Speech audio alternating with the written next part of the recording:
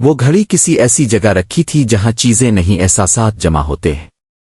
الماری کا وہ خانہ صرف لکڑی کا ٹکڑا نہیں تھا، وہ انسان کے اندر کا وہ کونا تھا جہاں وہ اپنی ادھوری باتیں، آدھے سوال اور وہ خواب رکھ دیتا ہے جن پر اس نے خود بھی یقین چھوڑ دیا ہو۔ گھڑی وہاں پڑی تھی مگر بند نہیں تھی۔ اس کی سوئیاں چلتی تھیں مگر وہ کسی مقررہ سمت کی پابند نہیں تھیں۔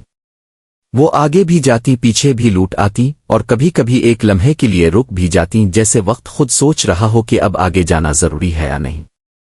اس شہر میں وہ شخص ہمیشہ جلدی میں رہتا تھا۔ اس کے لیے دیر ہونا صرف وقت کا ضیاع نہیں تھا بلکہ خود سے شکست تھی۔ وہ سمجھتا تھا کہ جو شخص وقت پر نہیں وہ رب کے سامنے بھی درست نہیں ہو سکتا۔ اسی سوچ نے اسے مضبوط بھی بنایا تھا اور تھکا بھی دیا تھا۔ اس کے چہرے پر تھکن نظر نہیں آتی تھی مگر آنکھوں کے پیچھے ایک مسلسل دباؤ رہتا تھا، جیسے وہ خود کو ہر لمحہ سنبھالے رکھتا ہو، ذرا سی غفلت پر بکھر جانے کے ڈر سے۔ وہ لوگوں کے درمیان رہتا تھا مگر اندر ہی اندر تنہا تھا۔ گفتگو کرتا مگر دل کی بات نہیں، عبادت کرتا مگر حاضر نہیں ہوتا۔ اس کے سجدے درست تھے مگر زمین اس کے دل تک نہیں پہنچتی تھی۔ وہ ہر چیز صحیح طریقے سے کر رہا تھا مگر اس صحیح پن میں زندگی کہیں دب گئی تھی۔ اور زندگی جب دبتی ہے تو شور نہیں کرتی، وہ خاموش ہو جاتی ہے، اور خاموشی ہی سب سے خطرناک علامت ہوتی ہے۔ جب اس نے پہلی بار اس گھڑی کو ہاتھ میں لیا تو اسے یوں لگا جیسے اس نے کسی جیتے جاگتے وجود کو چھو لیا ہو۔ گھڑی ٹھنڈی نہیں تھی، گرم بھی نہیں تھی، بس موجود تھی۔ وہ اسے دیر تک دیکھتا رہا جیسے دیکھنے سے کچھ کھل جائے گا، مگر اصل تبدیلی دیکھنے سے نہیں، رکنے سے آئی۔ اس دن وہ بہت دیر تک یوں ہی بیٹھا رہا، بغیر کسی منصوبے کے، بغیر کسی نیت کے۔ یہ اس کے لیے بالکل نیا تجربہ تھا، کچھ کیے بغیر رہنا۔ اگلے دن اس نے جان بوجھ کر گھڑی نہیں دیکھی۔ وہ جاننا چاہتا تھا کہ اگر وہ وقت نہ جانے تو کیا وقت رک جائے گا، مگر وقت رکا نہیں۔ دن گزرا، شام آئی، رات اتری۔ فرق صرف یہ تھا کہ وہ خود پہلی بار دن کے ساتھ بہ رہا تھا، اس کے خلاف نہیں۔ اس نے دیکھا کہ سورج اس کی اجازت کے بغیر نکلتا ہے، پرندے اس کے حساب کے بغیر اڑتے ہیں، اور سانسیں اس کے ارادے کے بغیر آتی جاتی ہے۔ اسے پہلی بار احساس ہوا کہ شاید زندگی کو سنبھالنے کی ذمہ داری اس نے خود پر بلا وجہ لے رکھی تھی۔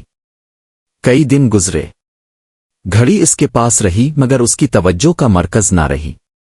وہ اب کھڑکی سے باہر دیکھنے لگا تھا، دیوار کے سائے گننے لگا تھا، اپنے قدموں کی آواز سننے لگا تھا۔ یہ سب چیزیں پہلے بھی تھیں مگر اب وہ انہیں محسوس کر رہا تھا۔ احساس اور موجودگی کے درمیان ایک باریک سا فرق ہوتا ہے جو صرف وہی جانتا ہے جو کبھی خود سے غائب رہا ہو۔ ایک رات جب نیند دیر سے آئی، اس نے گھڑی دوبارہ اٹھائی۔ اس نے غور سے سوئیوں کو دیکھا، وہ چل رہی تھی مگر انہیں دیکھ کر اس کے اندر کوئی بے چینی نہیں اٹھی۔ یہ پہلا موقع تھا جب وقت دیکھنے سے اس کا دل تیز نہیں ہوا۔ اسی لمحے اس کے اندر ایک سوال ابھرا مگر وہ سوال پرانا نہیں تھا۔ یہ سوال مانگنے والا نہیں تھا، یہ سوال چھوڑنے والا تھا۔ اس نے خود سے پوچھا، اگر میں سب کچھ چھوڑ دوں تو کیا باقی بچے گا؟ یہ سوال اس کے لیے نیا تھا اور خطرناک بھی، کیونکہ اس کا پورا وجود پکڑ پر قائم تھا، نیکی کو پکڑنا، درستگی کو پکڑنا، پہچان کو پکڑنا، حتیٰ کہ رب کو پانے کے تصور کو بھی پکڑنا۔ چھوڑنا اس کے لغت میں تھا ہی نہیں۔ مگر اسی سوال کے ساتھ اس کے اندر ایک عجیب سی نرمی آئی، جیسے کسی نے اس کے اندر بندھی رسی کو ذرا سا ڈھیلا کر دیا ہو۔ اگلے دن وہ شہر سے باہر نکل گیا، نہ سیر کے ارادے سے نہ فرار کے لیے، بس چلتا رہا۔ اس نے گھڑی جیب میں رکھ لی مگر اسے نکالا نہیں۔ راستے میں ایک جگہ وہ رک گیا، وہاں کچھ خاص نہیں تھا، نہ مزار، نہ درخت، نہ پانی، بس زمین تھی اور آسمان۔ وہ بیٹھ گیا۔ اس نے کوئی ذکر نہیں کیا، کوئی دعا نہیں مانگی۔ اس نے پہلی بار یہ تسلیم کیا کہ وہ نہیں جانتا کہ اب کیا کرنا ہے، اور اسی تسلیم میں اس کا سینہ ہلکا ہو گیا۔ وہ دیر تک وہاں بیٹھا رہا۔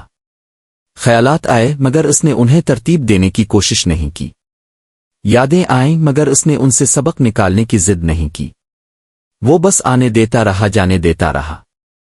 اور اس عمل میں جو کوئی عمل نہیں تھا، اس نے محسوس کیا کہ اس کے اندر ایک جگہ ہے جو ہمیشہ سے خاموش تھی مگر اب پہلی بار سنی جا رہی تھی۔ جب وہ واپس لوٹا تو شہر وہی تھا مگر اب اسے شہر کی جلدی میں اپنی جگہ نہیں بنانی تھی۔ وہ اپنا کام پہلے کی طرح کرتا رہا مگر اب وہ کام اس کا بوجھ نہیں تھا۔ وہ عبادت کرتا رہا مگر اب عبادت اس کا ثبوت نہیں تھی۔ اس نے جان لیا تھا کہ رب کو متاثر کرنے کی کوشش خود انسان کو تھکا دیتی ہے، جبکہ رب کو پہچانے کے لیے صرف حاضر ہونا کافی ہے۔ ایک دن اس نے فیصلہ کیا کہ وہ گھڑی واپس اس جگہ رکھ دے جہاں سے ملی تھی، نہ شکر کے طور پر نہ نشانی کے طور پر، بس جیسے کوئی قرض واپس کرتا ہے۔ جب اس نے الماری کھولی تو وہاں کچھ نہیں تھا، نہ گھڑی نہ خالی پن کا احساس، بس وہی خاموشی، مگر اب وہ اجنبی نہیں تھی، وہ خاموشی اب اس کے اندر بھی تھی۔ اسی لمحے اس نے سمجھا کہ گھڑی نے اسے وقت نہیں سکھایا تھا، اس نے اسے چھوڑنا سکھایا تھا۔ چھوڑ دینا کہ ہر لمحہ کنٹرول میں ہو، چھوڑ دینا کہ ہر قدم درست ہو، چھوڑ دینا کہ ہر عبادت گنی جائے۔ جب انسان یہ سب چھوڑ دیتا ہے تبھی وہ حقیقت میں حاضر ہوتا ہے، اور حاضر ہونا ہی اصل عبادت ہے۔ وہ جان چکا تھا کہ تصوف کوئی راستہ نہیں، کوئی مقام نہیں، کوئی حال نہیں۔ تصوف بس اتنا ہے کہ انسان خود کو اتنا ہلکا کر لے کہ سچ اس پر بوجھ نہ بنے۔ وہ جان چکا تھا کہ رب کسی خاص لمحے میں نہیں آتا، رب تو ہر لمحے میں موجود ہوتا ہے، بس انسان ہی اکثر غیر حاضر ہوتا ہے۔ اور اسی ادراک کے ساتھ وہ جیتا رہا، نہ ولی بن کر نہ عام بن کر، بس انسان بن کر۔ ایسا انسان جو جانتا تھا کہ ہر سانس ایک امانت ہے اور ہر لمحہ ایک موقع، نہ پانے کا نہ ثابت کرنے کا بلکہ بس ہونے کا۔ اور یہی تصوف ہے، کچھ حاصل کرنے کی جدوجہد چھوڑ دینا، کچھ بننے کی خواہش چھوڑ دینا، اور اتنا سادہ ہو جانا کہ حقیقت خود تم میں سانس لینے لگے۔